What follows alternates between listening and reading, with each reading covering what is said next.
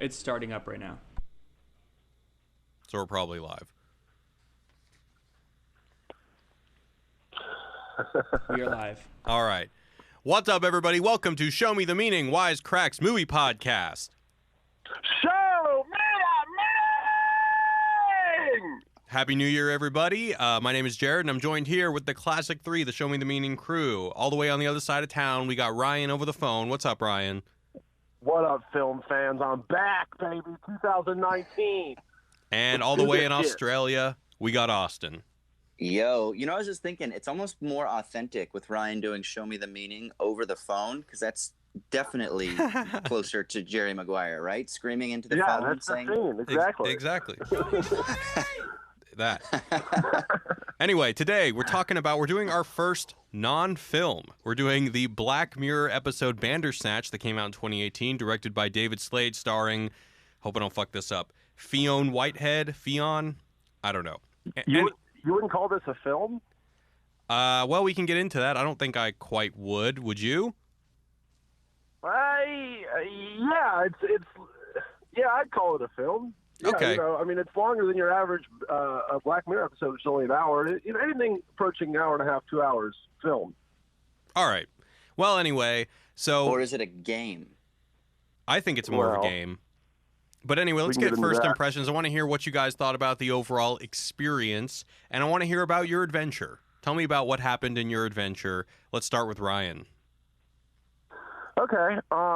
So it's hard for me to really say because I should preface it by saying I did not skip around and try to go on every adventure. All right. I heard that there's 5 hours of footage in this thing, and I definitely only saw about 90 minutes of in my adventure. And overall, so I was very excited about this. I think that the concept's cool, and it has lots of applications, I think, for the future. I definitely give them lots of props for trying it. It sounds like a fucking bitch to make.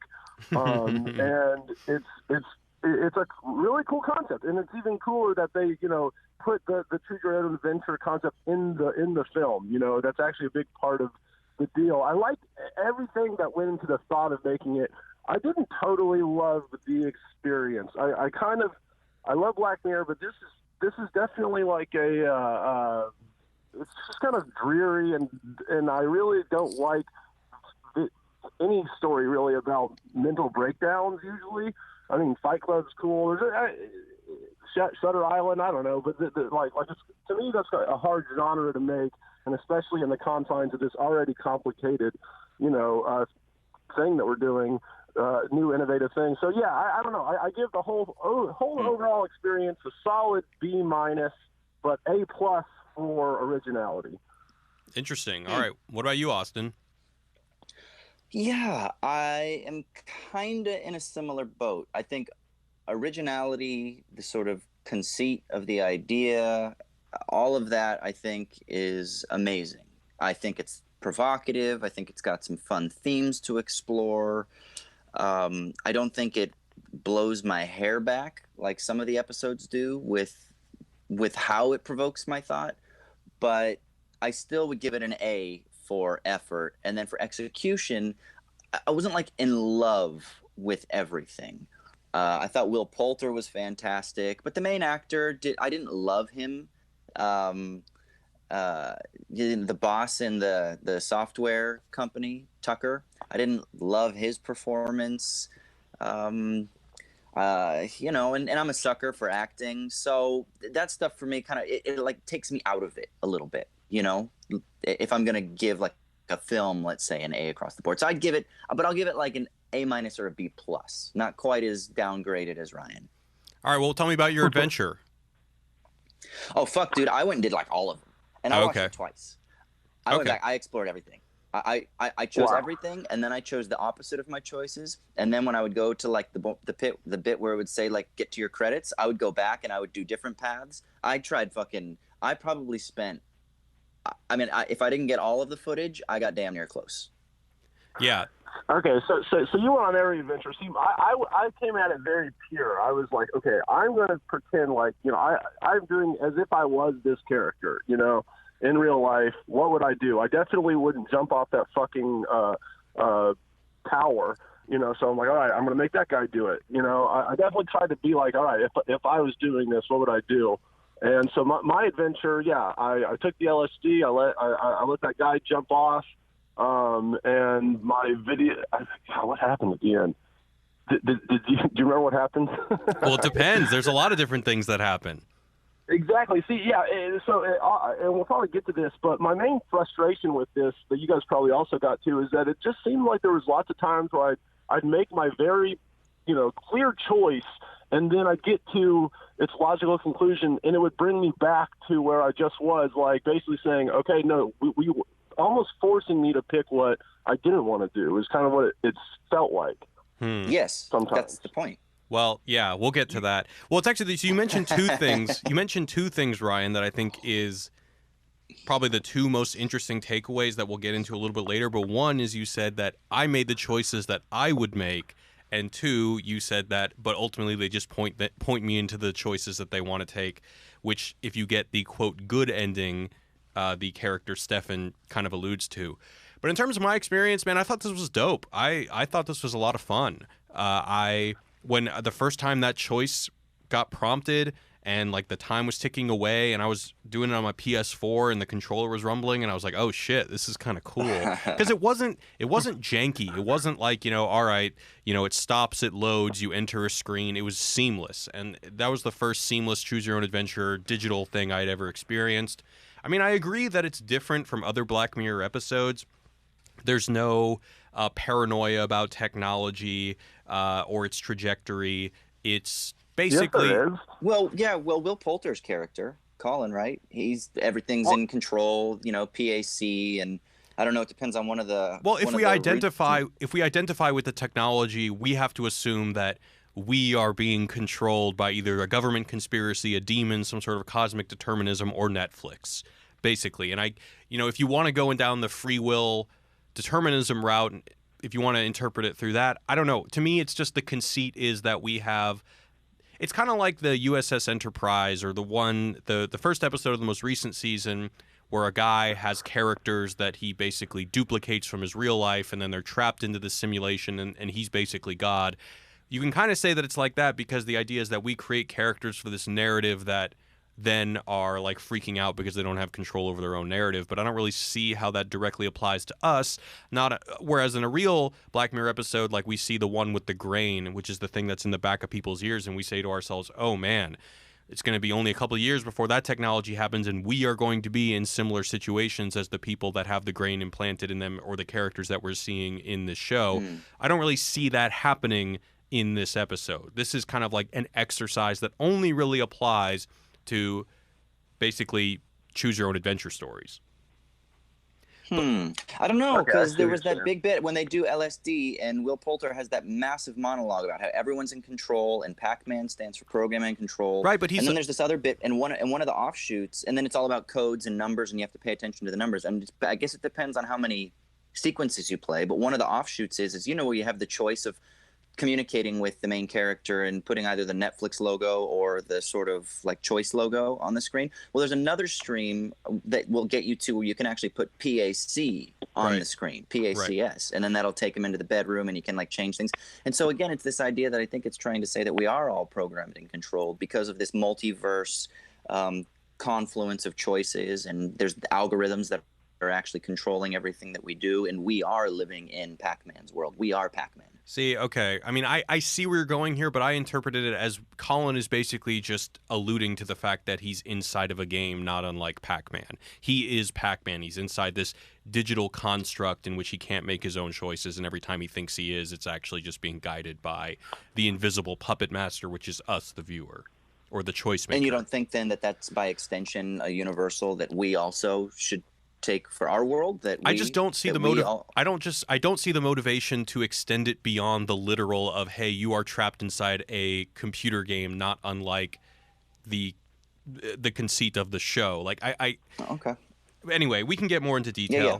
Let's go into a recap, and How the fuck are you going to recap this? I'll try.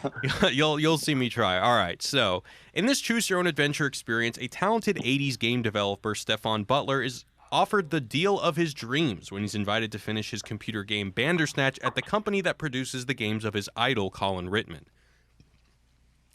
Stefan denies the offer in favor of finishing the game by himself and letting the company market and sell it. With his deadline looming and the complexity of adapting the infamous Choose Your Own Adventure book to game form weighing on him, he finds himself deep in the hole. His father ushers him to his therapist, who helps him work through a childhood trauma that ended in his mother's death. In another path, Colin guides Stefan through an LSD trip and tells him that reality is like a game. Every choice is another path, so if you die, just try again. Eventually, Stefan becomes convinced that he is not in control of his actions, and depending on the path you choose, the force pulling his strings can be you, a Netflix viewer, a government experiment gone wrong, the Pax demon from the book, or a cosmic deterministic force that the enigmatic Bandersnatch. Fuck, I'm going to take this again. Eventually, Stefan becomes convinced that he's not in control of his actions, and depending on the path you choose, the force pulling his strings can be you, a Netflix viewer, a government experiment gone wrong, the Pax demon from the book, or a cosmic deterministic force that the enigmatic Bandersnatch writer was convinced of, thus driving him to kill his wife. Stefan, too, can kill his dad, his boss, or Colin, or seek solace at his therapist's place. Either way, the Bandersnatch game is released to a variety of reviews depending on which path you took. End of experience.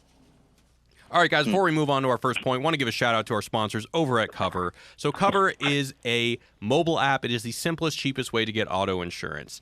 The great thing about this app is that you can get auto insurance quotes from a variety of different places. You don't have to just immediately think of the first place you saw a commercial on. All you got to do is go to their website, go to cover.com/wisecrack. They'll send you a text. You text them back your information. You can start getting quotes today, especially if you're like me and Ryan, live in LA. Auto insurance coverage can be pretty expensive, so it was actually a big relief for me to get a bunch of quotes so I didn't end up just going with the one that I had previously. Also, canceling a policy and starting a new one can be really stressful, so these guys make it really easy. So after getting coverage, you can make money by referring family and friends. You got a chance to get $50. The more people we refer, the more money's made. So head to cover.com/wisecrack to get some auto insurance quotes. And back to the show. All right. Back to the experience. Back to the experience. All right. So I guess so. One thing I remembered while I was reading the recap, which I think that you can't, or at least I was struggling to make the leap to say that, okay, well then our life is similarly in these deterministic loops, is that I don't really see how that translates into, oh, okay, well, if Pac-Man dies, it doesn't bother him, just try again. Well, it happens at the end of, at least at the end of my experience, you know, it happens to that woman in our modern times, you know. It's like she's in our present day, and then the same shit is happening to her. So to me, that is kind of like it could be any of us kind of thing. Yeah, but even that woman is being controlled by us, the Netflix viewer. I don't really see how that applies to my life. I've never really experienced something in which I was convinced that a streaming service from the future was controlling my actions. Right, oh but man, maybe Colin every was day just I walk wrong. around going, "Who the fuck is controlling me right now?"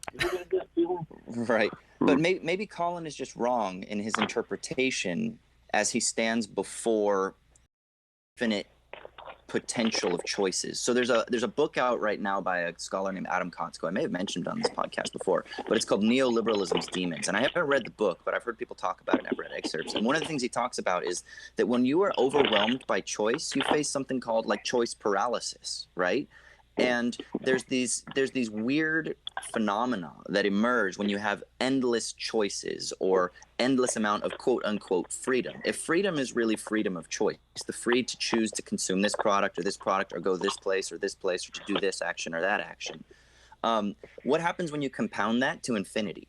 And what ends up happening is that are your choices therefore meaningless when you talk about multiverses and all of these various strands that are coming through? And that's one of the things that Colin alludes to with this idea that there are all these alternate timelines. And then when you talk about like multiverse theory, there are people that are saying that, you know, there's like another podcast being recorded right now called Show Me the Bleeding. rather than show me the meaning, or whatever, or one of the other choices that we could have chosen for the topic of this thing. And every other bit of the conversation is the same, but there are minor tweaks, right? And so the idea is that do your choices in this timeline ultimately matter in themselves, or do they only matter insofar as they contribute to the overall web, let's say, or these overall intersecting networks in this multiversal sort of totality? And that's one of the things that Colin is alluding to. And that, I think, is what is applicable from his kind of paranoid, we're all just programmed and controlled, and it's an algorithm, and it's just numbers.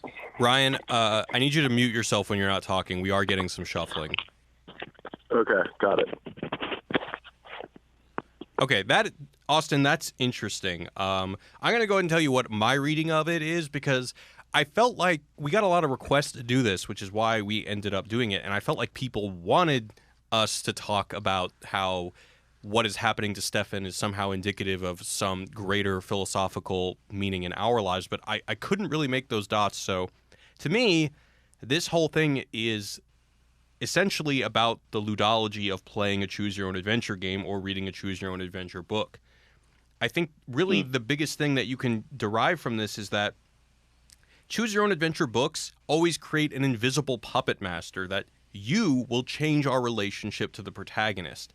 So the episode allows you to contextualize yourself, us, the viewer, the person who is making the choices, in the narrative as either we are a government conspiracy, like, because he says, like, who's controlling my actions? Well, we, the viewer, are either a government conspiracy, a Netflix viewer, or a godlike figure, which is what Colin is referring to. So I think what's interesting about this is that I think it's almost as if, like, this episode is pointing to the limitations or even criticizing the nature of a choose-your-own-adventure narrative before it's even a thing. Because I think it's pointing to how characters in a choose-your-own-adventure thing are inherently different than in a regular narrative.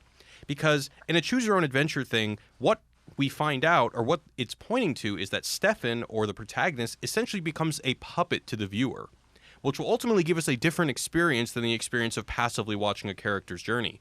I'm curious what you guys think about this, because I actually think that it creates more distance.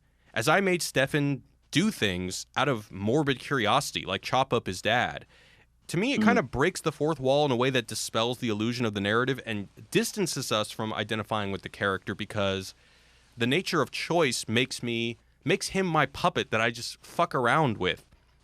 And I think there's a very important distinction between identifying with a character's choices and actually making them. Yeah. It's interesting how when I was writing the summary for this episode, and I kept on having to stop myself from saying I instead of Stefan. But you know, when Stefan says, like, who are you? Reveal yourself. Who is pulling my strings? The episode is making a very clear point to differentiate between I am not Stefan. I am the guy pulling Stefan's strings. But sorry, go ahead. What were you going to say, Ryan? I was just going to say that it kind of feels like that. I see where you're coming from, but at the same time, you're not really puppeting him around, because you're not, like, making him do anything you want. You're choosing between two things that Netflix is giving you the option of, you know? Right. So it's more like about picking duality, like binary choices that, you know, I don't have an option of what the two choices are, so I'm just picking whatever one is applicable at the moment. So I don't know. That's why I kind of got frustrated sometimes, where it's like, I don't want to do either of these things, you know, but I guess you're giving me a choice, so I'll pick it. I don't know. Well, it's a constrained choice. And I would argue that from a philosophical perspective, all choices are ultimately constrained choices, right? Like, I don't have the choice to fly out my window right now. I am limited by my material body, by the demands and the limits that the material environment are imposing upon me. I can't put my microphone down right now because I have to hold it in a particular position.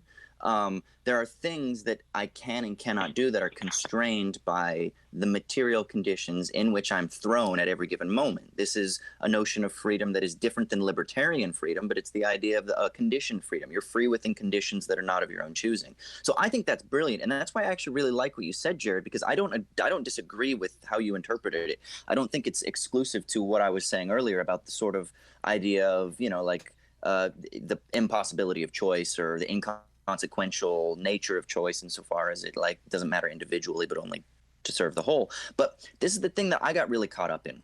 I got really affected empathically by trying to tell this guy to do something that I knew was damaging to his computer, to his purpose, to kill his father, to chop up his father, or to bury his father. And I felt really gross. And I thought there was something brilliant about this, because I was thinking about video games where you control somebody to do something horrific, some sort of horrific human behavior, but there's no empathy there. You're able to disconnect and just go on GTA and just fucking carjack people and beat the shit out of people and do whatever the fuck you want. Go on a killing spree, and it's funny and you can laugh because you're not as empathic with a digital creature. Whereas when this is a flesh and blood human actor that can emote at a level that is very similar to where I can emote, even through a digital medium, I'm able to feel the consequences, and there's a responsibility, therefore, for the choices that I impose onto that character that I'm controlling. And that, for me, was really impactful. See, here's why I disagree. You don't play video games. I think we've established this, but dude, no, I used to, though. Well, I used to play well, all the time. I just don't anymore. So my point is, for the first thing that you said, the line between flesh and blood and pixels is just getting blurrier every day. Some of, even video game performances these days are largely motion captured and are very humanistic. I mean, you play Red Dead 2, I honestly think that you would have a similar experience or of seeing a human being in those characters. I'm not saying it's the exact same. Obviously, I think you'd probably identify more with Stefan than you would Arthur Morgan in Red Dead 2, but I am saying that line is getting blurrier and blurrier, or rather thinner and thinner. And so that's why I would argue that maybe it is the nature of choice more so than it is, well, fuck Grand Theft Auto, I don't give a shit if this guy dies because he's a bunch of pixels, versus I actually care about Stefan Butler and I don't want to make any choices that harm his life. I guess I would call into question whether it is the fact that you're seeing a human being versus a collection of pixels, and I actually think that the nature of choice itself makes you almost, it requires you to be less sympathetic, because, as I mentioned earlier, it does create that distance between, because we are not the character. Usually in a traditional narrative, we project onto the character and kind of fill his shoes in some sense, but by giving us, the viewer, a choice that is not privileged to the character, it creates this distance. Yeah, I thought that was really interesting. I mean, the way I interpreted it when I was playing was that it was like playing with our expectation, right? Like when you're watching a movie, you expect certain patterns of human behavior, right? And you, as the viewer, aren't usually in control of any element of it. The filmmaker and the writer and the actor and everyone, they're the ones that are in control of fulfilling the expectations, and they make the expectations and they fulfill them. In this one, you kind of get to fulfill your own expectations. And so there was a weird kind of participatory element in that. But I do agree with you, but that it was at a distance. There was a form of like Brechtian alienation, because you then are aware of participating in this digital medium that you're not supposed to be, quote unquote, right? Because you're not used to be able to participating in this. So you're not supposed to. So it does create this weird kind of tension between yourself and your participation through this digital medium with these human actors that are carrying out this story. And so it kind of, I don't know, it kind of confounds things a little bit. It did for me. So. Hey, before we move on, I want to give a shout out to Occam's Razor on the live chat. He gave us a donation, said, good job. Thank you, Occam's Razor. We definitely try. Oh, man. Thank you, sir. Or woman. Or woman. Thanks, Mr. Razor. However you identify yourself. Thank you. All right. So I think we can move on. So the other thing I want to mention that I think everyone is very aware of, but this is kind of one of the things that we get yelled at if we don't bring up, is just how meta this episode is. So the episode is called Bandersnatch, a choose your own adventure game/episode of Black Mirror, whatever you want to call it. That is like the choose your own adventure book within the story of the same name. The game he's making is called Bandersnatch, in which a player chooses your own adventure. I love later in one of the paths he adds a government conspiracy path when the episode of Black Mirror itself starts exploring that narrative. And then if you get, I believe, what is the good ending? Colin's daughter, all grown up, makes the Black Mirror episode that you're watching, so everything we've seen is contextualized as the creation of someone in the in-episode world. And then it gets crazy off the rails. We control the creator of the episode we're watching, and it goes meta another level, which I think is just kind of a gag at the end. And then there's one ending. Yeah, because both options of destroying the computer or spilling the coffee go to the credits. Right. Yeah. And then there's one ending. Did you get the one where he's in his therapist's office, and if you try to jump out the window after she starts trying to fight you, after you're saying like, hey, this is all a Netflix thing, basically the director, it's like, cut. And then like, all right, we're going to take it again. I thought that was super interesting. I mean, they're just fucking with us. It just keeps getting more and more meta, and it's hilarious. Yeah, and he's like referring to himself by his actor's name, and they're like, and the woman, like the AD or whatever, is kind of like, do you need to take a break? Take 5? Yeah. You know? Yeah, so good. All right. So let's talk about Colin. I thought this was a great character. I just like the guy's performance so much. Real quick. You want to get meta? Did you hear that Will Poulter has pulled himself off of social media? I did hear about that. I just saw the headline. What was the deal?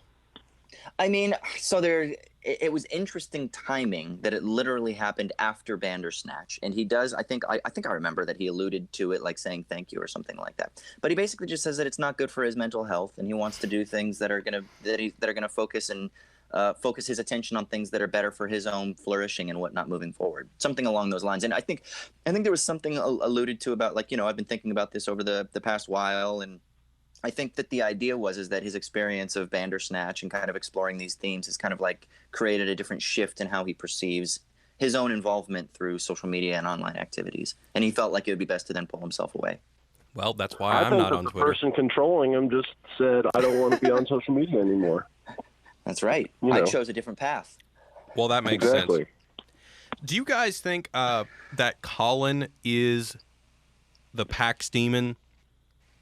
So the reason I ask this is because in Bandersnatch, the game that Stefan is creating, you can, quote, worship the PAX demon, and Stefan worships Colin. And then interestingly, in the LSD scene, when Stefan enters Colin's apartment, Colin says, grab a pew, when he asks Stefan to sit down on his couch. And then the tab of acid has the PAX demon on it.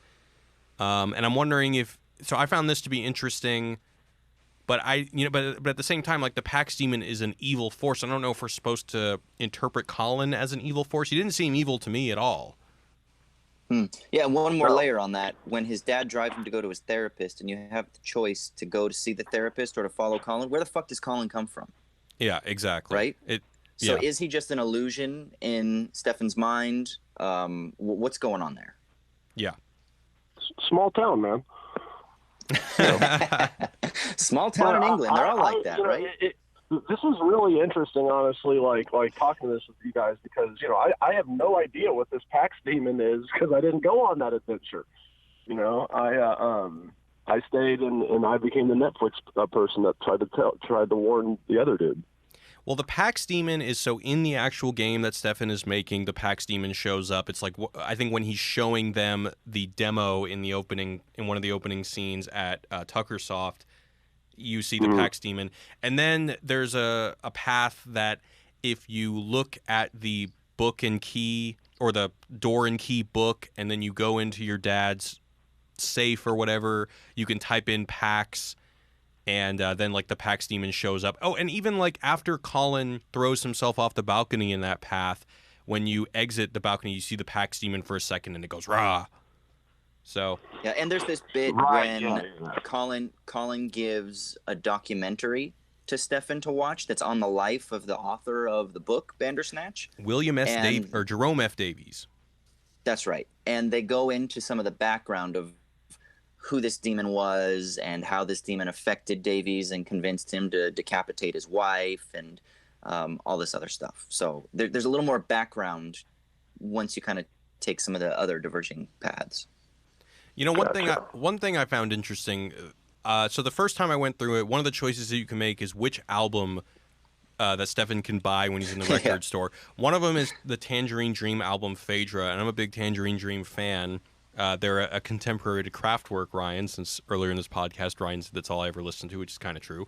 But and then the other one, I can't remember what the other album is. But the first time I chose the Tangerine Dream album because I like it so much. But the second time I chose the other album. Now, interestingly enough, that changes the soundtrack for like one or two scenes. But then when you get to the end, it reverts back to the Tangerine Dream album no matter what. So And I know that, did you guys ever try the path where you go into Colin's apartment and tell him that I don't want to take the drugs? Yeah, and then he slips it in your tea anyway. And then he says, is it okay that I made the choice for you? And you're just like, okay. Right. Whoa. Right. What a fucking asshole. So there are some hints. Because I did it too, where I was like, of course I'm going to take the tab, man. He's in the hole, man. This guy needs fucking inspiration. So of course I did. Oh, I definitely did the drugs. Well, I took the, Yeah, but see, right? that's another thing about this distance I'm talking about, because I took the drugs because I'm like, I want to see a cinematic psychedelic scene, you know? Like, I want to see how Black Mirror does a psychedelic scene. So that's why I'm talking about, like, once again, like, he just becomes my puppet. Like, I don't give a shit what happens to Stefan. Maybe he, like, freaks out and goes over the balcony, which is a possibility. I just wanted to see the actual... Did you start to feel bad for him? Like, did you at first think, like, oh, this is fun, and then you're like, oh, shit, like, I feel really bad for him. I'm going to try to make choices that are only beneficial to him now, but only to realize that you can't? Like, but did you feel that empathic connection? I mean, no, because I felt like if I'm feeling bad for him, it's because I think that he's like literally a person inside of the Netflix box on my TV that's trapped for my enjoyment, but he's not. He's an actor, you know? Right. But what, you don't feel empathy when watching movies? I do, but not when I'm making the choice, because I mean, my argument that I'm at least putting forward is that it breaks the fourth wall and it becomes a video game more than a movie where, I mean, yeah, because I don't project myself onto the character. I'm constantly reminded of the distance between myself and the character, and because I'm reminded of that distance, I don't give a shit. I'll give him drugs. I'll have him throw tea on his computer. I just want to see what happens.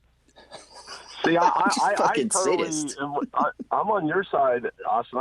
It's not that I have empathy. It's just that it's not like I care about the other guy, but the fact that I had the controller in my hand, it's like I do have the video game association. Like, I am that guy. You know, I'm on the journey with him, and I'm and if I can make choices for him, then I pretty much am him. Is how I looked at it. And I did everything that I would do, kind of like I said at the beginning. But I get your point too, Jared. Yeah, but neither one of you guys play video games. It's like, to Colin's point, Colin says Pac-Man dies all the time. It doesn't bother him. And I would argue it doesn't bother the gamer either. No matter what game I'm playing, when I die, I'm just like, oh, shit, and then I just start over. Even in the most emotionally profound video games, and there are many, like Last of Us, Red Dead 2, these are stories that are, you know, masterpieces of the First Order. And if I die, I don't feel any emotion. I just start again. I played Last of Us. I played Last of Us, and I cried when he died. Oh, you did play Last of Us. I'm glad you played that. That's awesome. That's good to hear. I played Last of Us. I cried, bro. Like, yeah, I thought that game affected me. But what it didn't do is it didn't stop me from making a decision. It still affected me. And here's the thing that's interesting. So I actually think that I'm kind of in between both of you, because I didn't associate with him. I was disassociated with him. However, I still felt empathy, because empathy is different from what neuroscientists refer to as emotional contagion. Emotional contagion is where you cannot separate yourself from the other person. So like Matthew Ricard is a neuroscientist. Now he's like a monk, but he wrote a book called Altruism, if people are interested. He's a Buddhist monk now. But he talks about the idea that emotional contagion is where you can't disassociate yourself. And he says that sometimes, children and animals seem to exhibit this type of emotional connection where they think that they are literally connected. You know, babies in particular are sometimes described as they still think that they're in their mother for the first, however many months or whatever, until they start to realize that they're actually outside and that they're an autonomous entity, right? And this can happen too when you get caught up in like romance or something like that. You can feel somebody else's emotion, and for a second, you forget that you're a separate person. You're just connected through this emotional contagion. That's different than empathy that is either cognitive empathy or what's called affective empathy. Cognitive empathy is where you can stop and you can reason and you can rationalize, and you can then experience compassion for somebody else. And I think that's what I felt. I mean, you go through all the stages, like that immediate affective empathy, but then I was able to dissociate myself, but nevertheless still feel bad that I was putting this other person through this scenario that I knew was harmful to him, because I was able to see the pain that he was going through. Does that make sense? Yeah, I guess. I mean, it seems like a very thin distinction, but I do find it interesting that in a video game, which is, I mean, as I said, like in The Last of Us, if it was a movie and Joel died, I'd be bawling my fucking eyes out. But, when I played it, he died multiple times and I didn't give a shit. Yeah. So let's talk about the Pac-Man metaphor. So I love this, by the way. I'd actually never Me heard. too. I fucking love it. It was so funny. So Pac-Man, he says, Colin says, Pac-Man stands for program and control. It's a metaphor for being trapped in a maze. All he can do is consume. He's pursued by demons that are probably in his head, and he can't escape from one side or he'll just end up on the other side. And so I understand where Austin's coming from before, and how you can definitely take this as a metaphor for, us living in our society today.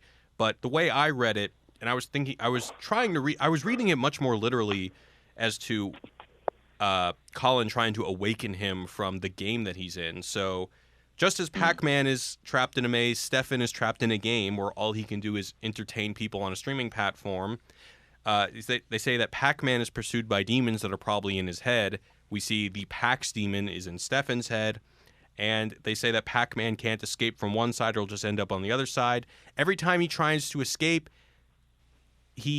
or every time you try to find an ending, or Stefan dies, you just end up right back at the beginning. So I saw this as much more of a one-to-one metaphor for just the experience of playing Bandersnatch, the Black Mirror episode. Anyway, so did you guys? I was giving space to let Ryan jump in. I didn't know I thought I heard him breathe to say something. No, I was just saying. Yeah, I can hear it.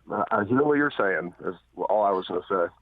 You go off. See, I think I had heard of like the program and controlled thing before. Is this did you Google this at all? Is this a common thing?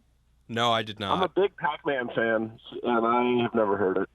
But I don't know. You know who's really good at Pac-Man?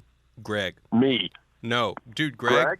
I think Greg still. There was a Pac-Man machine at the YouTube studios, and I think Greg still has #1. I wish he was here. Oh, I need bring it on, dude. I'll fuck him up. Okay. All right. I'll let him know that next time he's on. Yeah, no, I just had like a gnarly question sense of real deja vu when he was talking about that shit. I was like, I've heard this before. Okay. And I couldn't. Maybe I was just being controlled by a previous timeline that was intersecting at that moment. What were you saying, Ryan? What was y'all's first decision with the cereal? Which cereal did y'all pick? I chose the one on the right. I went Frosted Flakes. Yeah, because I think that the other one isn't available in the U.S., so I was very unfamiliar with it, so I went for the Frosted Flakes. Yeah, I mean, Okay. I did this multiple times. So the first time I did it, I went Sugar Puffs. Well, Okay. more importantly, did everybody choose yes when Tucker asked if you wanted to do the game at the office the first time? Yes. Yeah, the first time I'm like, of course I want to be at the office. I want to be around you badass video game people. Yeah. Yep. I thought that was kind of a stroke of genius that gives you a game over immediately, so you immediately understand the premise of the show or of the episode. Mm-hmm. But do you really? Yeah. Because that actually was the most confusing part for me is whenever he says that, and then Colin says wrong path, man. I thought that, and then you die or it's game over. So for me, I thought that it was gonna, he was the Morpheus of the Matrix in this thing. He was gonna come out and be like either the Netflix person or I don't know. But that never happened, really. He just kind of was like a guy who thought, he took LSD and thought he knew what was up. But he never, to me, really seemed like he broke through the Matrix. He never goes all the way there, but he definitely does. Well, no, during the LSD scene, he basically tells him that, I mean, it's a little vague because I think it's supposed to apply to the multiple paths, because on one hand, he says people are watching you, they drug your food, so that kind of syncs up with the government conspiracy path, but then he also says that we live in a game and you can just die and try again. So he kind of does. I mean, he never is like Morpheus and gives him a straight-up answer and gives him a red pill or blue pill if you want to escape. But right, I thought for sure that it was, since it seemed so concrete that when he says wrong path, that I thought, okay, this guy's going to actually break him out. But really, it is very vague. It's just like he never knows for sure. You don't know if he's a true authority figure. He's kind of an unreliable narrator guy. So maybe. So when you make that decision at the beginning and you choose, yes, I want to stay at the office, and then it cuts to the review of Bandersnatch and its horrible reviews, and then Stefan says, I want to try again. Is that just him completely breaking the fourth wall? Does that make any sense within the context? of the episode? Are we to believe that he goes into his room and kills himself because it's just try again like Pac-Man? It makes zero sense. That's kind of, that was a frustrating thing because that never comes back again, really. It happens on another path. There's another game over where Stefan basically just says, well, it's time to start over, or I'm going to start over, and then it usually just cuts, or he walks into a room or something. He walks off. And then it takes you to like a split screen or whatever we have to choose between the two. Right. I mean, did you ever try to do the same path again to see if it would give you a different outcome? Because I did at first. You mean get a game over and then try the same thing? Yeah. No, I didn't. I did because I was like, oh, wouldn't it be clever if the first attempt they say wrong path, and then the second attempt, now they probably are limited in what they were able to do, but I could imagine future versions of this where they make it even more complex, where it's like the first and second attempt, because they just want to fuck with you and play with your capacity for choice, right? Because part of this is Charlie Brooker is really exploring why we choose what we choose. How do we, like, I would love to look at the analytics for what it is that people choose, and then do a sort of like sociological study as to what they choose on their first watch, right? And to see the sort of like spread graph on this, because I'd be super curious to know which cereal did people choose and where are they based. If American audiences only chose the Frosted Flakes or whatever it was, is that because they don't know what Sugar Puffs are? And then do British audiences choose Sugar Puffs? And then do people choose to work in isolation and reject the offer because they're rebellious, or they're assholes? Or do they choose that they do want to work in the office because people like to work in a sort of collaborative environment? Like, I think that there are all these interesting things we can extract from this. And this might be because I'm giving Charlie Brooker so much credit going into this film. So like you said, Jared, you didn't think that the Pac-Man thing had any sort of maybe like real world application. Maybe I just go into this thinking Charlie Brooker is trying to make a comment on our real experience in life, and so I'm trying to almost look for those things. So maybe I'm being over charitable, or maybe I'm imposing, I don't know, but it's definitely because Charlie Brooker for me is in this everywhere. Yeah, I mean, I can definitely see how you would bring about that analysis. What are you saying, Ryan? I was just going to say in the telegram on the live stream, viewer named Jacob Starr says he listens to lots of conspiracy quacks and that he has heard the Pac-Man statement before, whatever in control. Okay, so it's not original to Bandersnatch. Interesting. All right, so Austin, did you get the good ending? So correct me if I'm wrong. That's the one where it's his daughter years later trying to do it? Stefan chops up his dad. Times. Yeah, so he chops up his dad. He goes into his therapist's office. He says he finishes the game. He had a breakthrough. And what he did is he stripped loads out, and he gave basically the illusion of free will, but ultimately he decides the ending. And this is what you were alluding to earlier, Ryan, is that ultimately we think that we're given free will, but ultimately if we choose the wrong thing, the episode, the structure of the episode just prompts us with a choice again, and we get to go back and remake our decisions, and basically the episode can guide us to where it wants to take us. Yeah, and I think it was as frustrating in the video as that idea is in real life. You know, it's like, well, all right, I guess I'm choosing, but I'm not choosing. Thanks. Yeah. You know. Well, what if we did take that and we extended that into our daily choices? Like right now, Ryan, you're choosing, but maybe you're not choosing in the way that you could choose if you were under different conditions. And if you can feel that and recognize that, how does that change how we orient ourselves to the choices we're presented with? Because I think we're so fucking arrogant to think that, oh, I'm choosing whatever I want. Look at me, I'm raising my hand above my head and shaking it and screaming like a banshee because I want to do what I fucking want to do. And we think we're so powerful and able to do that. But what if we're really full of shit?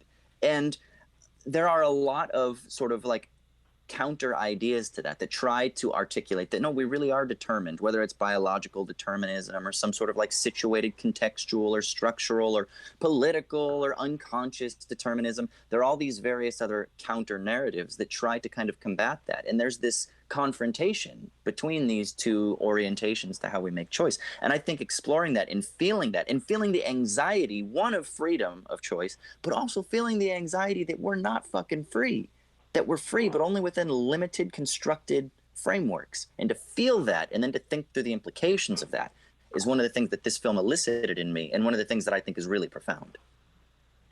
I totally agree. My answer to that, to your first question, though, is to me the illusion of free choice pretty much is free choice. In my mind, like as long as it's free enough. Yeah, it's free enough. It's like, all right, if it feels free, then goddamn it is free. Right. But then that's frightening because like the tangibility or what's the word I'm looking for? Yeah, I guess the tangibility of what could feel free, it can go a lot of ways.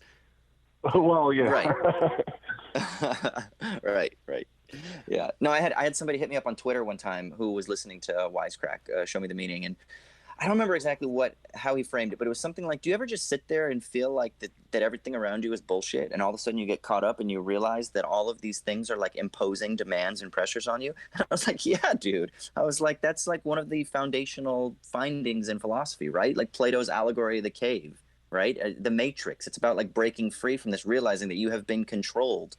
But can you ever find the truth where you aren't being in control anymore? But then maybe you can't ever, because the truth that you think is the truth is really just another framework of control. So I get it, where it's like, yeah, I'm free enough. But what if you find those moments where you're sitting there and you're faded, or you're drunk, or you're just like in a state of meditation or whatever, or you watch Bandersnatch and you find yourself and you're like, fuck, man, maybe we are fucking controlled by like everything. And this is all bullshit. But then we just ignore it. We're like, yeah, fuck it. I'm going to go eat some Pop-Tarts. And yeah, Ryan, you should tell your new boss that you can't go to work because you're not in control, man. You just have to sit in bed and smoke weed all day. Yeah, I want to come in, but yeah. No, but for me, those are two totally kind of different conversations. The whole like societal control, and just people, the pressure of other human beings on your life that you are indirect and you don't really see. And then the whole other conversation is there another reality where people are physically controlling what I am doing and thinking at any given moment? And that's what I'm talking about. It's like, if that is actually going on, then, but it feels free to me here on this planet. So that's free enough. Well, let me ask you this, Ryan. You're driving in your car right now, right? I'm parked on the side of the road, smoking a joint, talking to y'all, yes. I fucking love that. Okay. I love that. Okay. When you start up your car, you're going to go and a light is going to turn red. And you're going to do what? I'm going to stop. And you're going to stop. Now, it's not because some machine that is devoid of humanity is telling you to stop. It's because there are social meanings that are imposing themselves upon you. And what are those social meanings? They're demands from human beings. It's other people that are imposing upon you. And instantly, you're going to slow down and you're going to stop, because it's going to affect you at the biological level, which means it's going to shoot out all these neuronal processes,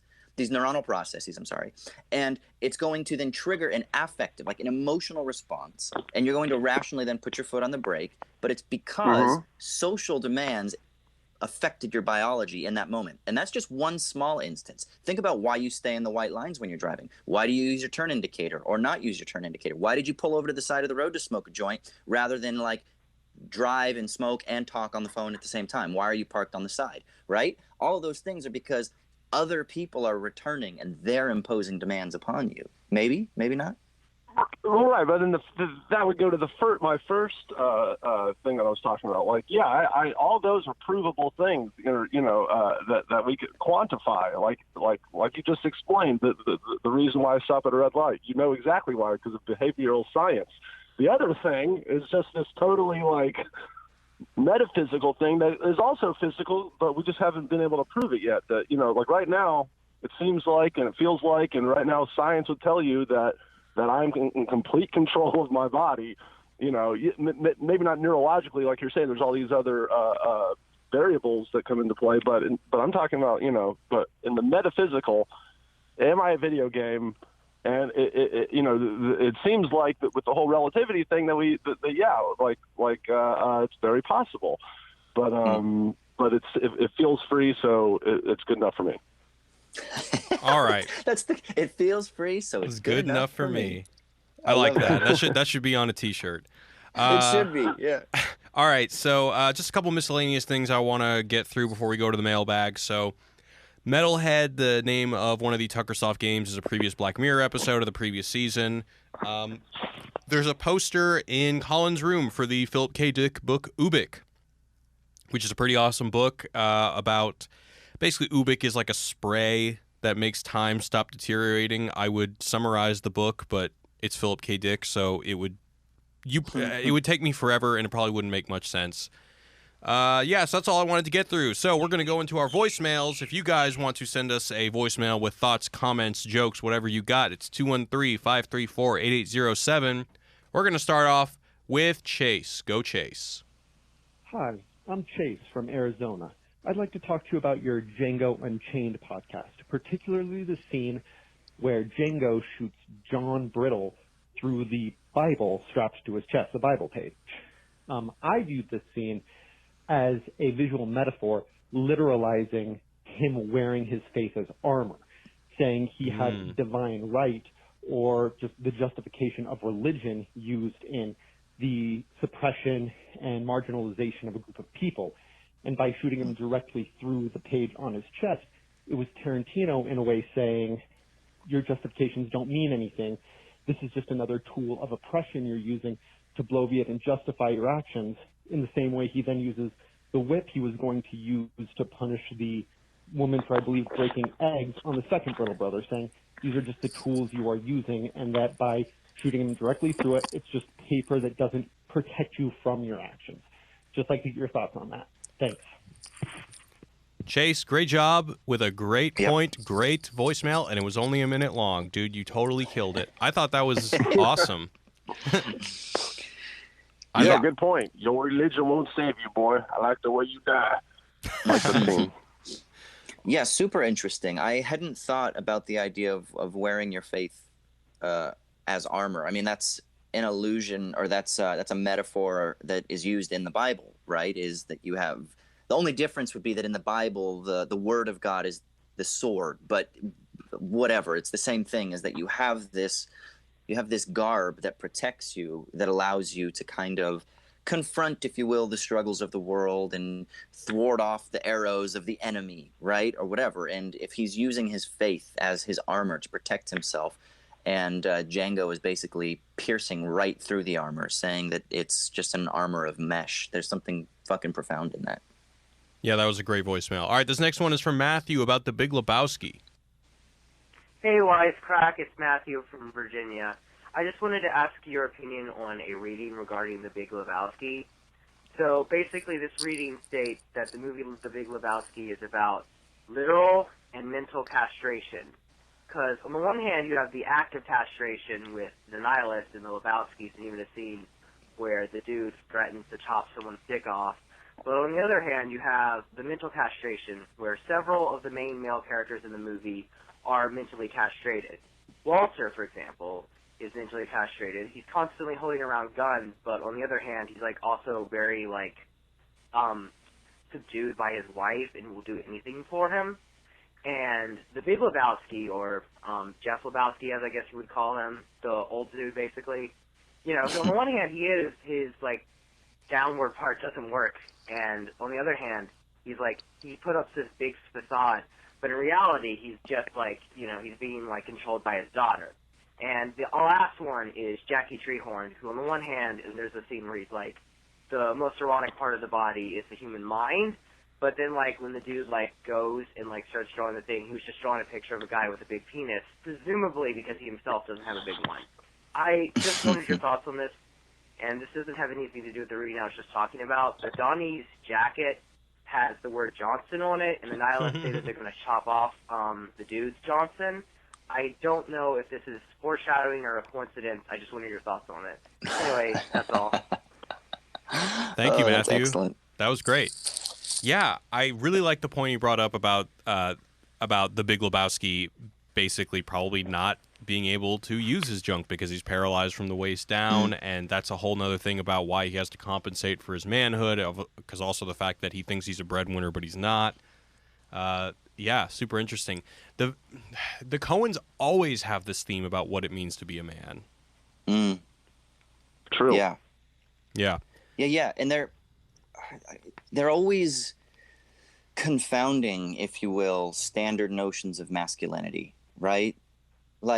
like Walter, maybe the narrator cowboy dude is kind of a traditional man's man, but Walter's like the tough war veteran, carries a gun. He's a dude. He's a man, right? But he is kind of emasculated. He is kind of shown to be vulnerable. There are cracks to be revealed, and I mean, this is why I think one of the Coen brothers are probably, if not the most, in the top 2 or 3 most masterful American filmmakers of the past decade plus, because their ability to be able to explore these kinds of things in such an interesting way. Like Inside Llewyn Davis for me is actually, it's one of their more underrated films, but I fucking think it's brilliant in how they explore a male figure that is trying to chase an object of desire but is thwarted from that. There is a castration that is involved in that as well, right? So that's a really interesting point to bring up. With Coen Brothers movies... Go ahead, Ryan. No, go ahead. Okay, yeah. I was just going to say that more importantly, I think that they have a good sense of humor about masculinity. Like all yes. most of their protagonists are just bumbling morons, but are trying to be men. Men. Like I'm thinking like, oh, Brother, Where Art Thou? George Clooney character, the dude. Is just a serious man. Whatever. A serious man. Yeah, that's what I was thinking. Serious man's probably one of the better examples. All those characters. I think that they play around and have a lot of fun with that idea. Very cool. All right, we're going to move into the regular mailbag, so you can send us an email at movies@wisecrack.co. This first one is from John. John also has a question about The Big Lebowski, and he asks, what do you think is the significance of bowling in the movie? Not the relationship of the main characters with bowling, I think that's pretty obvious, but of bowling in itself. It's quite ubiquitous in the movie. Do you think it represents the general chaos and unpredictability of life? I also found it interesting that in every bowling scene, we always see a perfect strike, except for the very last one when Donnie misses a single pin. Do you think that has any significance to the overall theme of the film, or is it simply a cool piece of cinematic foreshadowing? What do you guys think? I mean, first of all, that's really interesting about the strike and then the spare, or the kind of leaving one pin stranded at the end. Well, I had not thought about that. Well, I always interpreted it like he basically just said cinematic foreshadowing, like something went a little bit wrong and Donnie's about to die. But in terms of bowling, to me, it's a thing to do. It is literally just a pastime. It's kind of like in A Serious Man. I think that the bowling stand-in is music, because at the end, when the kid has the bar mitzvah, he goes to see the rabbi. The rabbi is supposed to impart to him these words of wisdom that are essentially supposed to explain the meaning of life. All he does is he quotes Jefferson Airplane and gives him his old iPod back. I don't know what they called it back then, but and I think in this one it's similar. It's that life is full of chaos and ins and outs and what have yous, and at the end of the day, what you got to do is distract yourself with something that gives you meaning, or in the case of A Serious Man, it's art. It's keep listening to music, because it's never going to make more sense than that. In this, it's keep bowling, because maybe Walter's right. Maybe what happens in league play is the most important thing, because there's certainly no cosmic significance to anything. So that's how I kind of read it. I take it as just a big metaphor for the dude himself and how lazy, and it's the laziest sport you can do. You sit around until it's your turn to walk up 10 feet, you throw a big ball, and then you walk back. And you drink your beer or smoke your weed or whatever. So I think that's and it's also just a really visually kind of funny sport to watch too. People throwing big balls at little pins, walking. It's a funny thing for adults to do. It looks funny on film, at least. That's my reasoning. Cool. This next one is from Luke. Luke says, I just listened to your podcast on Venom, and I would argue that the movie does not have a second act at all. Rather, it consists of just an extended first act and a very short third act. When Venom first reveals himself to Eddie, he states that Venom can do whatever he wants as long as Eddie goes along with it and allows Venom to control him, then he won't eat his internal organs. After this, I would typically expect the second act to consist of Eddie and Venom slowly gaining respect for one another over a period of time, so that when Venom eventually changes his mind in the third act, it all feels earned and makes sense. He also says, I'm not sure if you're aware, but over 40 minutes of footage was cut from the film, and Tom Hardy himself said in an interview that all his favorite moments of the film got cut. That makes a lot of sense. That's very unfortunate. Yeah, so I think that if you're mapping all the subplots, I guess when I mentioned I think that the only way there's a second act is if you're just mapping the primary conflict, basically the good guy versus bad guy A plot, which is, Eddie versus Riz Ahmed's character. But yeah, if you go into the subplots, that are oftentimes, developed through character relationships and stuff, then you're probably right, because Eddie and Venom's relationship does not develop really at all. There is no kind of middle up and down point for them. So I think Luke is onto something. All right, I agree. We're gonna end this on an email from Kevin. He says, this is about Mandy. He says, I had no interest in watching Mandy and have ignored a lot of Nick Cage films lately. However, my brother-in-law got it for Christmas, and I saw that you guys covered it on the show, so it spurred me to at least listen to your Mandy episode. And you all set up the movie just right. I immediately stopped the podcast and made plans to watch it. I really like this movie. It has such beautiful use of color and generally a lot of what-the-fuck moments. I must have missed it in the film when it was revealed that Nick's character's name is Red. I didn't realize it was his name until you guys mentioned it on the podcast. Did any of you draw any connections to his name and the use of color, particularly red, as the movie progresses? Was Red destined for this violence, vengeance, and rage his whole life? Thanks, Kevin. I really like that reading. I like the idea that, because we mentioned in the podcast that there were all these hints that he had some demons that he was trying to keep down, whether it was his past with drinking. And I like the idea that the red is kind of the beast awakening back in him. I'd say kind of like my review for that film. It's a very simple, his name's Red and there's red in the movie, like that. It was just the whole movie. I don't know. It just felt like someone trying to do a David Lynch movie with purposeful what the fuck moments, whereas David Lynch's come organically, baby. I wish you were on that podcast. Did you know that that's Jacob's favorite movie of the year? Yeah, I knew that. I mean, and I feel like I left an email or a voicemail, with my opinions. But yeah, I don't hate it, and it's kind of like what's Sorry to Bother You. I hate even talking shit about it because it's someone trying to make a cool original movie. You know, so sure. I give them props, but at the same time, not for me. Yeah. All right, guys, well, we're going to wrap it up. So we are back. It's 2019. Show Me the Meaning is back every week. Next week, I really want to do a Nicolas Cage movie next week because we got a great Nicolas Cage video coming out in 2 weeks. So hit us up on Heart. That one we're not doing. Well, maybe. I don't know. The Rock. Yeah, send us some messages. Send us an email, movies@wisecrack.co with your favorite Nicolas Cage movie or something. I'm kind of leaning towards Vampire's Kiss, which is one that nobody has seen, but I fucking love the shit out of that movie. Yeah. All right, guys, signing off. Oh, wait, before we do that, where can we find you guys on the internet? Ryan. Man, I just released a new Memphis Grizzlies fan music video today on my Ryan Shorts page. If you're into basketball or just rap songs, go check it out. And Austin. You can hit me up on Twitter, Austin_Hayden. I also do a philosophy podcast, Owls at Dawn. Check that shit out. All right, and congratulations to Austin. He just finished his book, so he can finally breathe a little bit. All right, guys, do stupid shit, get drunk, and sleep in a couple of days. Yeah, please do that. Treat yourself a little bit. All right, guys, signing off from. Actually, I'll let Ryan do it. Well, all right. Well, I'm in Culver, so I'm going to do some. Good day from Culver City, California. All right, could barely hear that, but peace.